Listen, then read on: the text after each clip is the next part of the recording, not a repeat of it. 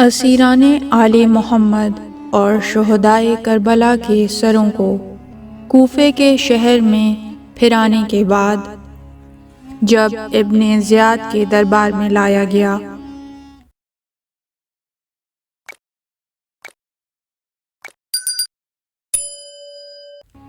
تو عوام کو دربار میں داخل ہونے کی اجازت دی گئی اور امام حسین علیہ السلام کے سر کو ابن زیاد کے سامنے رکھا گیا اور پھر اسیر خواتین اور امام حسین علیہ السلام کے بچوں کو دربار میں لایا گیا۔ سیدہ زینب سلام اللہ علیہا دیگر اسیر خواتین کے حصار میں تھیں اور دربار میں آنے کے بعد کونے میں بیٹھ گئیں۔ عبید اللہ ابن زیاد نے پوچھا، یہ عورت جو کونے میں خواتین کے درمیان ہے، یہ کون ہے؟ سیدہ زینب نے کوئی جواب نہیں دیا۔ ابن زیاد نے اپنا سوال دہرایا تو کسی کنیز نے کہا، وہ پیغمبر کی نواسی زینب ہیں۔ ابن زیاد نے کہا، تمام تعریفیں اس اللہ کے لیے جس نے تمہارے خاندان کو رسوا کیا، مارا اور دکھایا کہ جو کچھ تم کہہ رہے تھے سب جھوٹ تھا۔ سیدہ زینب سلام اللہ علیہا نے فرمایا، تمام تعریفیں اس اللہ کے لیے ہیں جس نے ہمیں پیغمبر اکرم کے ذریعے نوازا اور ہر ناپاکی سے دور رکھا۔ فاسق کے علاوہ کسی کی رسوائی نہیں ہوتی اور بدکار کے علاوہ کوئی جھوٹ نہیں بولتا، اور بدکار ہم نہیں، تم اور تمہارے پیروکار بدکار ہیں، اور تعریف صرف اللہ کے لیے ہے۔ ابن زیاد نے کہا، دیکھ لیا کہ اللہ تعالیٰ نے تمہارے خاندان کے ساتھ کیا کیا؟ سیدہ زینب نے فرمایا، اچھائی کے سوا کچھ نہیں دیکھا۔ یہ وہ لوگ تھے جن کے مقدر میں اللہ تعالیٰ نے شہید ہونا قرار دیا تھا، اور انہوں نے بھی اطاعت کی اور اپنی ابدی منزل کی جانب چلے گئے، اور بہت جلد اللہ تعالیٰ تمہیں ان کے سامنے کرے گا اور وہ اللہ تعالیٰ سے تمہاری شکایت کریں گے۔ تب دیکھنا کہ اس دن کون کامیاب ہوتا ہے۔ اے ابن مرجانہ کے بیٹے، تم پر تمہاری ماں روئے۔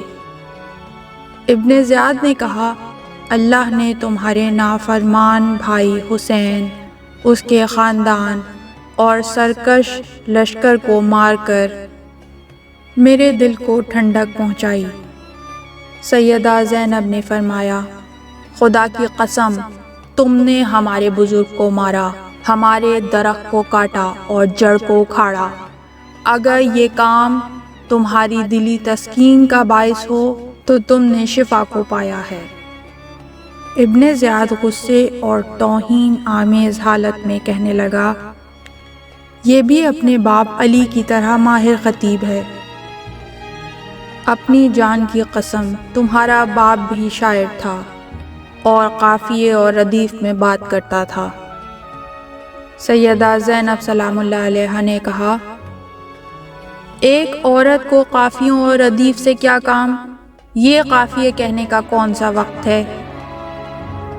سیدہ زینب نے جب فرمایا کہ ہم نے اچھائی کے سوا کچھ نہیں دیکھا، اور اے ابن مرجانہ، تمہاری ماں تم پر روئے، ان جملوں اور سیدہ زینب سلام اللہ علیہا کی نپی تلی اور باوقار گفتگو کو سن کر ابن زیاد غصے میں آ گیا، اور اس نے سیدہ زینب کو سزا دینا چاہی، لیکن وہ ایسا نہ کر سکا۔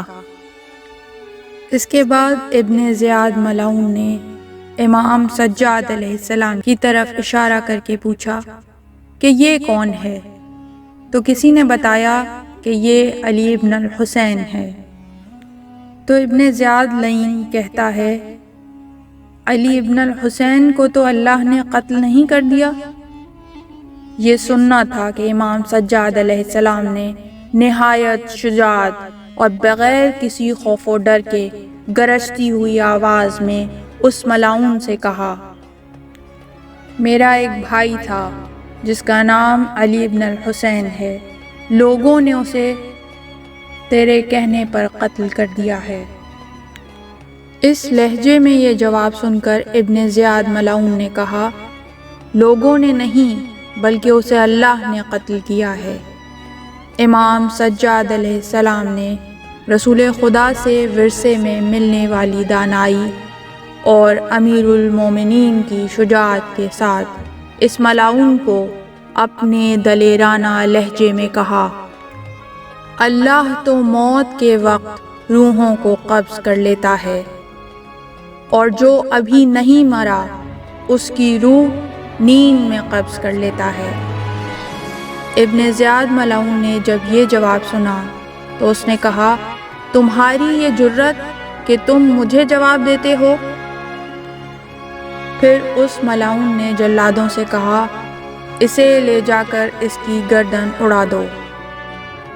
اس ملعون کی یہ بات سنتے ہی سیدہ زینب سلام اللہ علیہا نے آگے بڑھ کر فرمایا، اے ابن زیاد، تو ہم میں سے کسی ایک کو بھی زندہ نہیں چھوڑنا چاہتا، اگر تو اسے قتل کرنا چاہتا ہے تو اس سے پہلے مجھے قتل کر۔ امام سجاد علیہ السلام نے فرمایا، اے میری پھوپھی جان، آپ مجھے اس سے بات کرنے کی مہلت دیں۔ پھر امام سجاد علیہ السلام نے ابن زیاد ملعون کو مخاطب کر کے اپنے علوی لہجے میں فرمایا، اے ابن زیاد، کیا تم مجھے قتل کی دھمکی دیتے ہو؟ کیا تمہیں یہ معلوم نہیں کہ قتل ہو جانا تو ہماری عادت ہے اور شہادت تو ہمارے لیے اللہ کی طرف سے عطا کردہ سعادت ہے۔ امام سجاد علیہ السلام اور ابن زیاد ملعون کا یہ مکالمہ بہت اہم ہے۔ اسلامی تعلیمات کو مسخ کرنے کے لیے بنو امیہ نے اس فکر کو رواج دیا کہ جب اللہ کے حکم کے بغیر پتا بھی نہیں ہلتا تو انسان اس کی مرضی کے بغیر کیسے کوئی کام کر سکتا ہے؟ اگر وہ اچھائی کرتا ہے تو وہ خدا اس سے کرواتا ہے، اور اگر برائی کرتا ہے تو خدا کی مرضی ہے، انسان تو مجبور محض ہے۔ اس عقیدہ جبر کا مقصد یہ تھا کہ لوگ حکمرانوں کی بدعمالیوں اور ظلم و جور کو خدا کی مرضی سمجھ کر قبول کر لیں، اور اس طرح ظلم کے خلاف احتجاج اور امر بالمعروف و نہی عن المنکر کا جذبہ سرد ہو جائے۔ امام جانتے تھے کہ ان ظالموں کے خلاف اور بنو امیہ کی اس فکر کے خلاف آواز بلند کرنا کس قدر بڑا جہاد ہے، اور اس جہاد کے نتیجے میں ماضی میں حرف حق کہنے والوں پر کیا کچھ گزر چکا ہے۔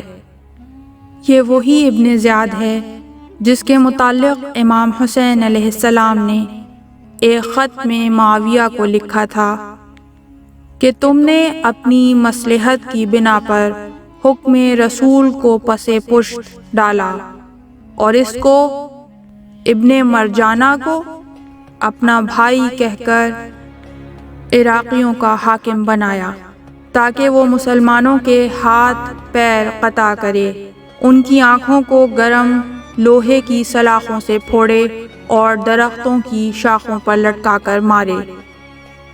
معصومین علیہم السلام اور ان کے اصحاب کرام جیسے حجر بن عدی، مقداد اور حضرت ابو ذر غفاری اسی دشوار ترین جہاد یعنی جابروں کے سامنے زبان کے جہاد کے ذریعے ہی انسانی ضمیر کو زندہ رکھتے رہے۔ انہی ہولناک مصائب سہنے والوں نے انسانیت کو ظلم کے خلاف زبانیں دیں۔ غرض تاریخ ہر دور میں پیغمبر اکرم صلی اللہ علیہ وآلہ وسلم کے اس قول کو دہراتی رہی ہے کہ سب سے افضل جہاد سلطان جابر کے سامنے کلمہ حق کہنا ہے۔ ہمارا سلام ہو آل محمد علیہ السلام پر کہ جنہوں نے شجاعت اور دلیری کے ساتھ ظالموں کے چہروں سے نقاب کھینچ کر انہیں پوری دنیا کے سامنے رسوا کر دیا۔ اللہم صلی علی محمد و آل محمد۔ پروردگار رحمتیں نازل فرما محمد اور آل محمد پر ہزاروں کروڑوں درود و سلام۔